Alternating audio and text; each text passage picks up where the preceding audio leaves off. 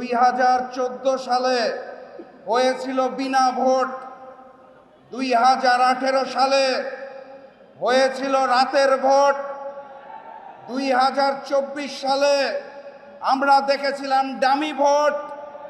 Fascist Sheikh হাসিনার পতনের পর ভেবেছিলাম 2026 সালে হবে আসল ভোট, কিন্তু 2026 সালে হয়েছে ম্যানেজ ভোট। লন্ডন থেকে ওই মুফতি সাহেব এসে জনগণের সমর্থন আদায় করতে না পেরে প্রশাসনকে ম্যানেজ করে, ডিপ স্টেটকে ম্যানেজ করে, কমিশনকে ম্যানেজ করে, সরকারকে ম্যানেজ করে ম্যানেজ ভোট আয়োজন করেছে। এখানেই শেষ নয়, তারা ভোটের পরে ঝাঁপিয়ে পড়েছে নির্মমভাবে জনগণের উপরে। 2018 সালে ধানের শীষে ভোট দেওয়ার জন্য যেভাবে করে গণধর্ষণ হয়েছিল, 2026 সালে এসে ধানের শীষে ভোট না দেওয়ার কারণে গণধর্ষণ আমরা দেখতে পেয়েছি। মুসলিম যখন জালিম হয়ে যায় তখন আল্লাহর আরশ কেঁপে ওঠে। আমি লন্ডনের মুফতি আর নতুন জালেমকে বলতে চাই, মজলুমরা হারতে জানে না, মজলুমরা কাঁদতে জানে না, মজলুমরা থামতে জানে না। আমরাও থামবো না ইনশাআল্লাহ। বিজয়ের পথে যাত্রা শুরু, জীবন অথবা মৃত্যু। আসসালামু আলাইকুম। জুলাই অভ্যুত্থানের হাজারো শহীদের রক্তের বিনিময়ে আমরা চেয়েছিলাম একটি সুস্থ এবং প্রশ্রয়হীন নির্বাচনের মধ্য দিয়ে এ দেশের জনপ্রতিনিধিত্ব নির্বাচিত হবে, কিন্তু আমরা দেখলাম বিগত 12ই ফেব্রুয়ারি একটি ইঞ্জিনিয়ারিং ইলেকশনের মধ্য দিয়ে আমাদের জনগণের আশাকে ধূলিসাৎ করে দেওয়া হয়েছে। শুধু তাই নয়, নির্বাচনের আগে এবং পরে যেভাবে আক্রমণ চালানো হচ্ছে, নারীদের উপরে হামলা চালানো হচ্ছে, এই আক্রমণ এবং পৈশাচিকতা সেই ফ্যাসিবাদের, আমরা মনে করি ফ্যাসিবাদের পুনরুত্থানের আলামত। আমরা আর কোনো নতুন ফ্যাসিবাদ এই বাংলাদেশে দেখতে চাই না। ইনশাআল্লাহ আন্দোলন অব্যাহত থাকবে। যারা ভোট ডাকাত তাদেরকে উন্মোচন করতে আমরা সক্ষম হয়েছি বাংলাদেশে। ওরা শুধু ভোট চুরি করে নাই, ডাকাতি করেছে। আমাদের সুস্পষ্ট অনেকগুলো দাবি রয়েছে। আজকে নির্বাচনের পরে 11 দলীয় যে ঐক্য রয়েছে, আমরা জনগণের সামনে উপস্থিত হয়েছি। আমরা প্রথমত বলতে চাই, পার্লামেন্টে যে ভোট ডাকাতরা গিয়েছে, জনগণের সামনে আমরা বিরোধী দল হিসেবে হাজির হয়েছি। আমরা রাজপথে থাকব, কড়ায় গন্ডায় ইঞ্চি ইঞ্চি করে জনগণের উপরে যারা ভোটের ইঞ্জিনিয়ারিং করেছে, ভোট ডাকাতি করেছে, নতুনভাবে জুলুম চাপিয়ে দেবার চেষ্টা করছে, আমরা তাদের কাছ থেকে বুঝে নেব ইনশাআল্লাহ। আমি সংক্ষিপ্ত কথা বলবো।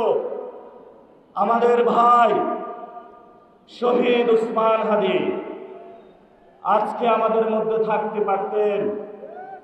সংসদ সদস্য হিসাবে ঢাকা 8-এর আল্লাহ ওনাকে শহীদ হিসাবে নিয়ে গিয়েছেন। আমরা বিচারের দাবিতে মাঠে গিয়েছি। আজকেই যেহেতু বিরোধী দলীয় যাত্রা হচ্ছে এই বায়তুল মোকাররম থেকে, আমি সরকারের কাছে আহ্বান জানাবো, দেশের কাছে আহ্বান জানাবো, প্রশাসনের কাছে আহ্বান জানাবো, আপনারা দ্রুত গতিতে শহীদ উসমান হাদি ভাইয়ের হত্যাকাণ্ডের বিচার যাতে হয় সেই উদ্যোগ নিন। আমাদেরকে এতদিন বলা হয়েছে বিচার এবং নির্বাচন মুখোমুখি দাঁড় করাবেন না। আমরা মরিয়া প্রমাণ করিলাম যে আমরা নির্বাচন বিরোধী নই। এখন সময় এসেছে শহীদ উসমান হাদি ভাইয়ের হত্যাকাণ্ডের বিচার করতে হবে।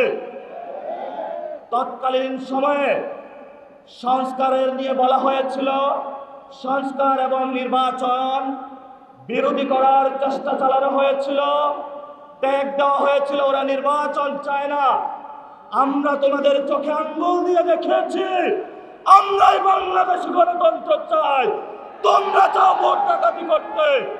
এখন সময় এসেছে, কোনো ৯/৬ চলবে না। সংস্কারে জনগণে যে হ্যাঁ ভোটে ম্যান্ডেট দিয়েছে দ্রুত বাস্তবায়ন করতে হবে। সাথে সাথে বাংলাদেশে সন্ত্রাস, চাঁদাবাজি, দখলদারিত্ব বন্ধ করার উদ্যোগ নিতে হবে। এবং নির্বাচনের আগে আমরা এই বাইতুল মোকাররমে দাঁড়িয়ে একটি প্রটেস্ট করেছিলাম।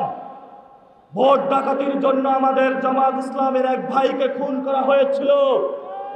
আমরা বলেছিলাম আমরা আবার আসবো, দ্বিগুণ হয়ে আসবো। এসেছে দ্বিগুণ হয়ে, আমাদের ভাইয়ের হত্যার বিচার বুঝে নিতে হবে। রাজপথে সংগ্রাম জারি রাখতে হবে। যেই বন্ধের উপরে আক্রমণ করা হয়েছে, পেটে লাথি মারা হয়েছে, বোরকা ধরে টান দেওয়া হয়েছে, গুলিবিদ্ধ করা হয়েছে, পা ভাঙা হয়েছে, প্রত্যেকটির হিসাব কড়ায় গন্ডায় আমরা ইঞ্জিনিয়ার তারেক রহমান থেকে বাংলাদেশে বুঝে দেব ইনশাআল্লাহ। আমরা একমাত্র ভয় পাই কার কাছে? আল্লাহ ছাড়া আমরা কারো কাছে ভয় পাই না। হে মালিক, তুমি আমাদের রক্ষাকারী, তুমি আমাদের রিজিক দাতা।